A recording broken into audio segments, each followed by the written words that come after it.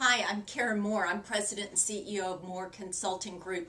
Do you or a member of your company need to talk to the media? Well, let me tell you rule one. Don't communicate with the media until you've had media training.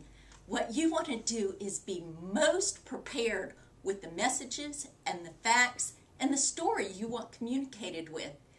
You know, the media really can be our friends. They have a job to do like we do, but what they want is a good story, and they want to communicate the news correctly.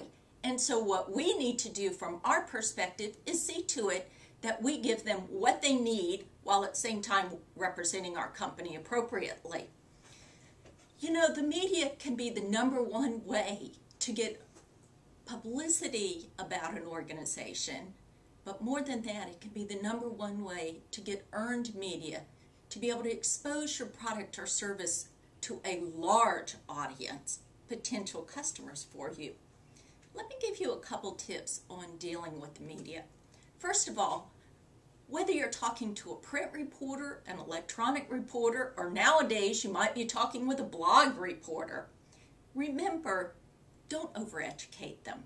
They need just enough information to do their story. You know everything about your product or service or your crisis situation, but they don't need to know everything from A to Z. They need enough to do a good job.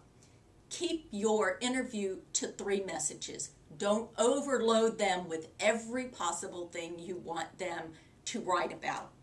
Second is think about 3 good facts. You don't have to give them every single number that your product or service has. 3 good facts is enough to do a well-rounded story. Finally, you might want to recognize that in an interview situation, the first thing said and the last thing said is probably what the reporter remembers, because what comes out of your mouth first and last is what you intuitively believe is the most important thing. So give your best punch, your best effort in the first thing you say, and then of course summarize with your best message as the last thing you say. And then finally, I suggest to you that it takes practice. I've been doing media training for 20 years, and I can tell you when I am interviewed, I still take a moment.